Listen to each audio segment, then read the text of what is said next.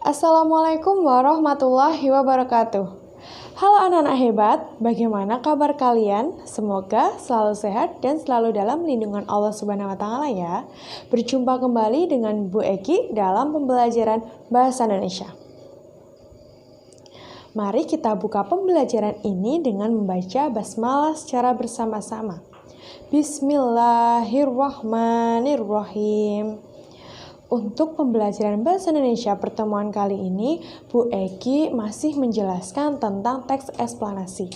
Ya, minggu lalu ketika pertemuan Zoom, Bu Eki sudah menjelaskan tentang pengertian, tujuan, ciri-ciri, dan bagaimana cara atau langkah-langkah dalam merangkum sebuah teks eksplanasi. Ya, sementara untuk saat ini, sekarang Bu Eki akan menjelaskan tentang struktur, kebahasaan, dan langkah-langkah atau cara dalam menulis teks eksplanasi anak-anak hebat. Sebelum Bu Eki masuk ke materi tentang struktur, kaidah, dan cara menulis teks eksplanasi, Bu Eki akan menjelaskan materi menelaah isi teks eksplanasi. Ya, coba kalian perhatikan contoh-contoh teks eksplanasi yang ada di buku paket bahasa Indonesia yang kalian terima dari sekolah. Ya, di situ tampak bahwa isi teks eksplanasi menjelaskan suatu proses atau berupa rangkaian suatu fenomena ataupun kejadian, baik yang berkaitan dengan alam, sosial, ataupun budaya. Nah, dalam pemaparannya, teks eksplanasi itu menggunakan dua pola pengembangan isi, ya, yaitu yang pertama ada pola kronologis, ya, pola kronologis atau proses, yaitu teks eksplanasi yang disusun berdasarkan urut waktu yang menjelaskan suatu proses terjadinya fenomena atau bagaimana urutan kejadian suatu peristiwa. Ya, kemudian pola yang kedua ada pola kausalitas, ya, pola kausalitas atau sebab akibat, ya, yaitu teks yang disusun berdasarkan hubungan sebab akibat, ya, yang menjelaskan mengapa suatu peristiwa atau fenomena terjadi. Nah, di samping Bu Eki ini sudah ada contoh dari cuplikan teks eksplanasi yang menggunakan pola kronologis, ya, atau pola proses. Ya, di sini di sebelahnya Bu Eki ditulis bahwa pasien nomor 1 merupakan seorang WNI berusia 31 tahun yang tertular virus corona COVID-19 setelah kontak langsung dengan warga negara Jepang dalam acara di klub Dansa, Paloma, dan Amigas di kawasan Jakarta. Pasien 1 tersebut kini sedang dirawat di RSPU Sulan Saroso, Jakarta. Pasien 2 yang berusia 61 tahun adalah ibu dari pasien 1. Ya, ibu dan anak ini bermukim kawasan Depok, Jawa Barat. Itu kan menceritakan sebuah peristiwa sesuai dengan urutan kejadian atau sesuai dengan urutan peristiwa. Nah, maka dari itu cuplikan teks di samping Bu Eki ini termasuk ke pola kronologis anak-anak hebat. Kemudian di sini Bu Eki menampilkan kembali contoh cuplikan teks eksplanasi, ya. Tapi kalau ini itu termasuk pola kausalitas, ya. Kenapa termasuk pola kausalitas? Nah, di sini ada tersampaikan bahwa untuk mengurangi risiko, pemerintah menganjurkan masyarakat menjaga kebersihan, termasuk mencuci tangan dengan sabun sesering mungkin dan menutup mulut saat bersin atau batuk.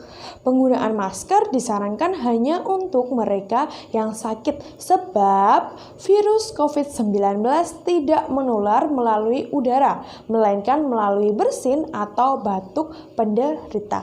Ya, jadi di cuplikan teks eksplanasi di sampingnya Bu Eki ini menjelaskan tentang sebab, kemudian akibatnya. Ya, jadi di situ kan ada kata-kata sebab virus COVID. Nah, sebab. Nah, itu yang dinamakan pola kausalitas anak-anak hebat.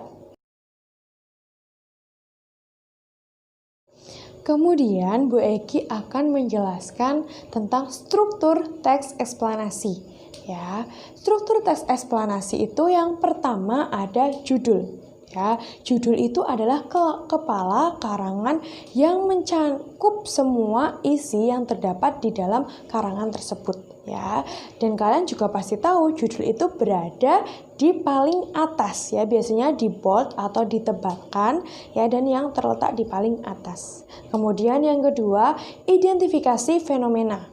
Ya, identifikasi fenomena itu mengidentifikasi sesuatu yang akan diterangkan. Hal itu dapat terkait dengan fenomena alam, sosial, budaya, dan lainnya. Ya, sama halnya identifikasi fenomena itu sebagai pengantar gambaran umumnya, ya. Jadi pengantar atau gambaran umum, ya, sebuah kejadian atau sebuah peristiwa yang akan dijelaskan lebih rinci di bagian rangkaian kejadian anak-anak hebat. Ya, kemudian struktur yang ketiga itu adalah rangkaian kejadian, ya. Jadi rangkaian kejadian itu adalah perincian atas kejadian yang relevan dengan identifikasi fenomena. Ya, bagian ini dapat disusun menggunakan pola kausalitas dan kronologis. Ya, nah jadi rangkaian itu lebih rinci daripada identifikasi fenomena. Kemudian struktur yang terakhir yaitu ulasan. Ulasan berupa komentar atau penilaian. Setelah Bu Egi jelaskan tentang struktur teks eksplanasi, Bu Egi sekarang akan menjelaskan tentang kaidah kebahasaan teks eksplanasi. Ya, yang pertama itu ada konjungsi kausalitas. Kemudian yang kedua ada konjungsi kronologis. Kemudian yang ketiga ada kata benda, kemudian yang terakhir ada kata teknis, seperti yang ada di diagram samping Bu Egi, anak-anak hebat. Nah, Bu Egi akan menjelaskan dari kaidah kebahasaan yang pertama, yaitu konjungsi kausalitas. Ya, menggunakan konjungsi kausalitas antara lain sebab, karena, oleh sebab itu, oleh karena itu, sehingga. Ya, jadi kata-kata yang tadi Bu Egi sebutkan itu adalah masuk ke dalam konjungsi kausalitas, ya. Contoh cuplikan teksnya ada di samping Bu Egi, anak-anak hebat. Ya, di sini ada kerusakan hutan yang terjadi di Indonesia, terutama Pulau Jawa, telah mengakibatkan bencana banjir dan tanah longsor. Kerusakan tersebut disebabkan oleh maraknya penebangan liar yang mengakibatkan menurunnya fungsi hutan sebagai resapan air, ya. Jadi kata-kata yang di bold atau kata-kata yang ditebalkan di samping Bu Egi ini itu masuk ke konjungsi kausalitas, ya, anak-anak hebat, karena konjungsi kausalitas itu adalah tentang konjungsi atau kata hubung sebab akibat, ya. Kemudian kaidah kebahasaan yang kedua ada konjungsi kronologis. Menggunakan konjungsi kronologis atau hubungan waktu seperti kemudian, lalu, setelah itu, pada akhirnya. Ya, atau kalau kalian mencermati atau mengamati, Bu Egi menjelaskan tentang sequence marker yang ada di pertemuan lalu ketika Zoom, itu sequence marker sama dengan konjungsi kronologis tentang waktu. Jadi kata-kata yang disebutkan Bu Egi barusan itu masuk juga ke dalam sequence marker, ya anak-anak. Nah, contoh dari kalimat yang menggunakan konjungsi kronologi ada di samping Bu Egi. Ya, di sini ada nama Kepya, kemudian berganti menjadi Citeureup. Ya, jadi yang kata di bold ini, kata yang dicetak tebal di sampingnya Bu Egi itu masuk ke konjungsi kronologis. Kaidah kebahasaan yang ketiga ada kata benda. Menggunakan kata benda yang merujuk pada jenis fenomena, bukannya pada kata ganti penceritanya. Ya, kata ganti yang dimaksud misalnya Kabupaten Bandung, burung, gerhana, kesenian daerah, perkembangan budaya Papua. Nah, kata-kata tersebut masuk ke dalam kata benda karena kata-kata tersebut adalah berupa tempat, kemudian berupa binatang, ya, itu adalah semuanya itu adalah masuk ke kata benda ya, karena pada dasarnya kata benda itu kata yang merujuk pada seseorang, kemudian pada binatang, pada benda ya, pada tempat. Nah, itu semua adalah masuk ke dalam kategori kata benda ya. Kaidah kebahasaan yang keempat ada kata teknis atau peristilahan. Di dalam teks itu pun sering dijumpai kata teknis atau peristilahan ya, atau kata dari berbagai bidang ilmu sesuai dengan topik ya. Contoh kalimatnya atau cuplikannya yaitu ada di samping Bu Egi ya.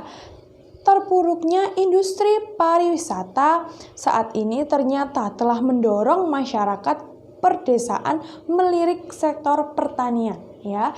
Kata-kata yang Bu Egi tebalkan atau yang Bu Egi bold itu semua masuk ke dalam kategori kata teknis, karena kata industri pariwisata dan sektor pertanian itu adalah kata yang menjadikan bidang ilmu sesuai dengan topik. Materi yang terakhir dalam pembelajaran hari ini itu adalah langkah-langkah dalam menulis teks eksplanasi.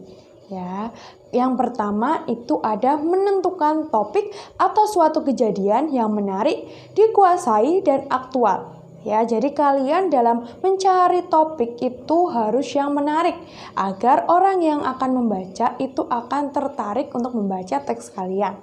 Ya, kemudian harus juga dikuasai ya, biar kalian itu bisa atau lebih paham dalam menjelaskan tentang suatu kejadian tersebut. Ya, kemudian harus yang aktual ya, jadi harus yang kekini atau terkini. Ya, kemudian langkah yang kedua yaitu menyusun kerangka teks, yakni dengan mengembangkan topik utama ke dalam rincian-rincian topik yang lebih spesifik. Topik-topik dapat disusun dengan urutan kronologis atau kausalitas seperti yang Bu Egi tadi jelaskan. Kemudian yang ketiga, mengumpulkan bahan berupa fakta atau pendapat para ahli terkait dengan kejadian yang dituliskan dari berbagai sumber. Ya. Kemudian yang terakhir atau yang keempat, mengembangkan kerangka yang telah disusun menjadi teks eksplanasi yang lengkap dan utuh dengan memperhatikan struktur dan kaidah kebahasaan teks eksplanasi. Untuk materi teks eksplanasi pada pertemuan hari ini cukup sekian ya anak-anak hebat. Jika kalian masih bingung dan ingin bertanya, kalian bisa bertanya melalui chat @mudo atau chat via WA. Dan nomor Bu Egi sudah ada di samping Bu Egi anak-anak hebat. Jadi kalian bisa WA Bu Egi kalau semisal kalian masih bingung ya. Setelah kalian menonton video pembelajaran ini, kalian langsung kembali ke @mudo masing-masing karena Bu Egi akan memberikan latihan soal agar kalian lebih paham tentang materi hari ini anak-anak hebat. Oke. Kita tutup dengan membaca hamdalah secara bersama-sama. Alhamdulillahirabbil alamin. Wassalamualaikum